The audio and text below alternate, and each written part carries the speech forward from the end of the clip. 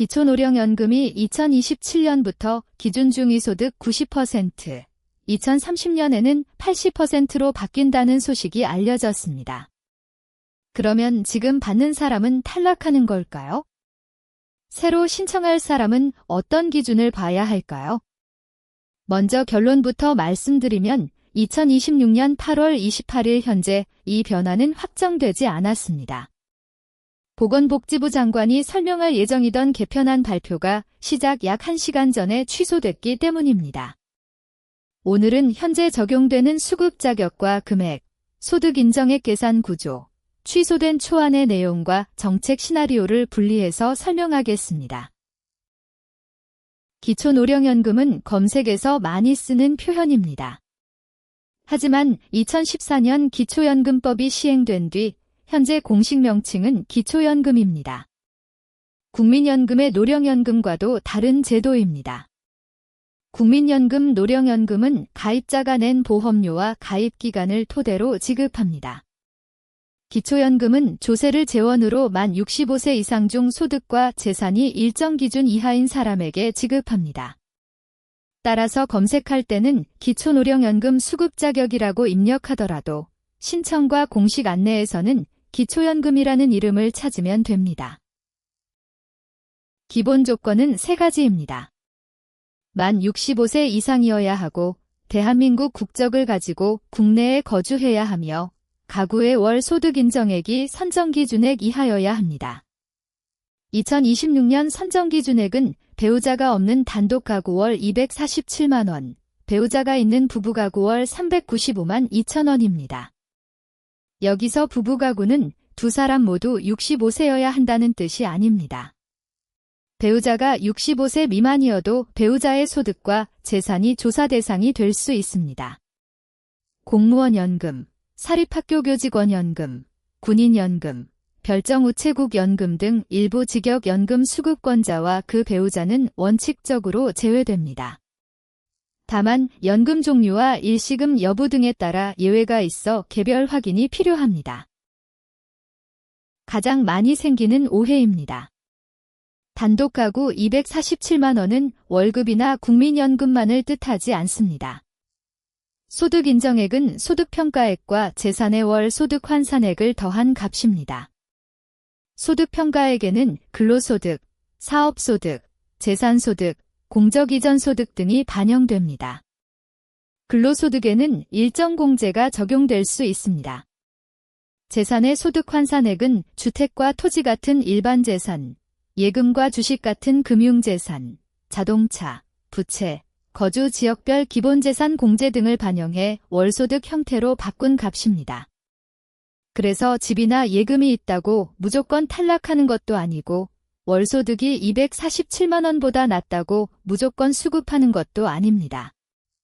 복지로 모의 계산은 가능성을 확인하는 도구이고 최종 결정은 공적자료조사 뒤 내려집니다.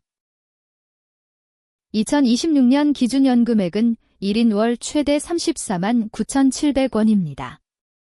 그러나 모든 수급자가 이 금액을 그대로 받는 것은 아닙니다. 부부가 모두 기초연금을 받으면 각각 기준연금액의 20%를 감액합니다. 두 사람의 합계 최대 기준은 월 55만 9,520원입니다.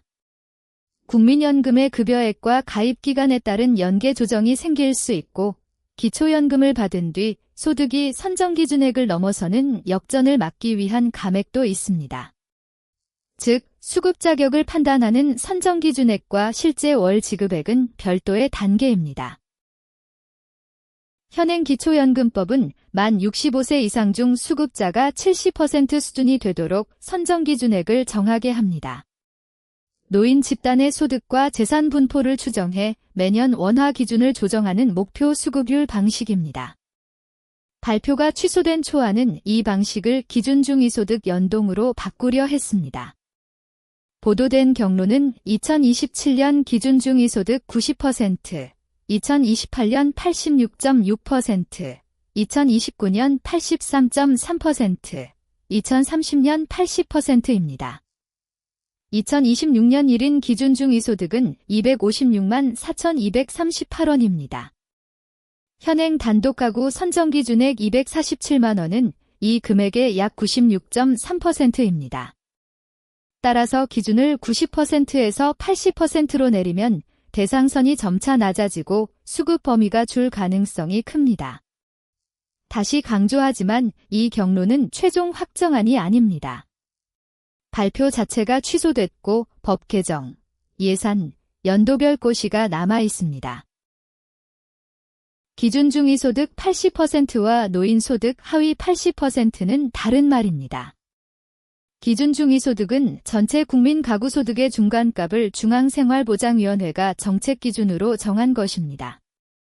그 금액의 80%라는 절대선에 가까운 기준을 적용합니다. 반면 노인소득 하위 70%는 65세 이상 인구를 소득과 재산 수준으로 배열했을 때 수급자가 약 70%가 되도록 선정기준액을 맞추는 상대적 방식입니다. 숫자 80이 70보다 크기 때문에 대상이 늘어난다고 생각하면 반대로 이해하게 됩니다. 첫 번째 이유는 재정입니다. 고령 인구가 빠르게 늘면서 현행 70%를 유지하면 수급자와 재정 지출이 함께 증가합니다. 국회 예산정책처는 현행을 유지할 경우 기초연금 총재정 소요가 2026년 27조 5천억 원에서 2035년 44조 4천억 원으로 증가할 것으로 전망했습니다. 두 번째는 지급 집중도입니다. 빈곤이 심한 노인과 상대적으로 소득이 높은 수급자에게 비슷한 기준연금액을 지급하는 구조를 바꾸자는 논리입니다. 알려진 초안은 기준 중위소득 20% 이하 저소득 노인에게 2027년 38만 원, 2028년 40만 원을 지급하고 상위 수급 구간은 동결하는 하후상박 방식을 담았습니다. 반대로 세계적으로 높은 노인 빈곤율을 고려하면 대상을 줄이는 접근이 제도 목적에 어긋난다는 비판도 강합니다.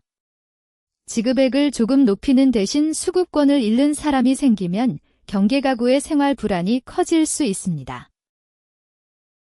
2026년 8월 27일 오후로 예정됐던 장관 브리핑은 시작 약 1시간 전에 취소됐습니다. 복지부는 일부 사항이 최종 결정되지 않았다는 취지로 설명했습니다. 이 상황은 세 가지 가능성을 남깁니다. 첫째, 중위소득 연동 원칙은 유지하되 최종 비율과 속도를 완화해 다시 발표할 수 있습니다. 둘째, 초안의 대상 축소와 저소득 증액을 함께 추진하되 기존 수급자의 경과 조치를 강화할 수 있습니다. 셋째, 현행 70% 틀을 유지하고 개편을 장기과제로 미룰 수 있습니다. 발표가 취소됐다는 사실만으로 백지화가 확정된 것도 아니고 보도된 초안이 그대로 시행된다는 뜻도 아닙니다. 초안대로 대상선이 낮아진다면 가장 먼저 영향을 받는 집단은 현재 선정기준액에 가까운 경계 수급자와 향후 신규 신청자입니다. 현재 소득분포를 적용하면 수급 범위가 70%에서 약 63%로 줄 수 있다는 보도도 나왔습니다. 기존 수급자를 한 번에 탈락시키지 않고 여러 해에 걸쳐 단계적으로 감액하는 경과 조치가 거론됐지만 기간과 방식은 확정되지 않았습니다. 저소득 구간은 급여가 늘 수 있지만 부부감액이나 국민연금 연계 조정이 새 지급 구조에서 어떻게 바뀔지도 확인해야 합니다. 첫째, 개편 보도와 관계없이 현행 기준으로 신청 가능성을 확인합니다. 만 65세 생일이 속한 달에 한 달 전부터 신청할 수 있습니다. 둘째, 주소지 읍면동 행정복지센터나 가까운 국민연금공단 지사를 방문하거나 복지로에서 온라인으로 신청합니다. 거동이 어렵다면 국민연금공단에 찾아뵙는 서비스를 문의할 수 있습니다. 셋째, 신분증과 본인계좌, 소득 재산 신고 및 금융정보 제공 동의에 필요한 서류를 준비합니다. 배우자 자료도 요구될 수 있습니다. 넷째, 향후 뉴스에서는 복지부의 최종 발표만 보지 말고 법률 개정, 예산 반영, 2027년도 선정기준액 고시가 서로 일치하는지 확인합니다. 2026년 8월 28일 현재 기초노령연금, 즉 기초연금 수급 자격은 중위소득 80%로 바뀌지 않았습니다.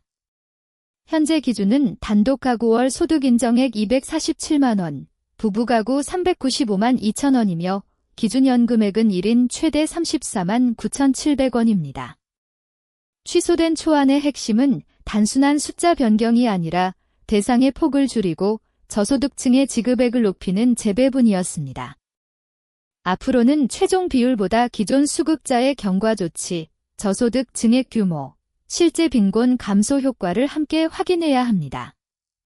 이 영상은 2026년 8월 28일 기준 기초연금법, 보건복지부고시, 기초연금 공식 안내와 개편안 관련 복수 보도를 바탕으로 작성했습니다.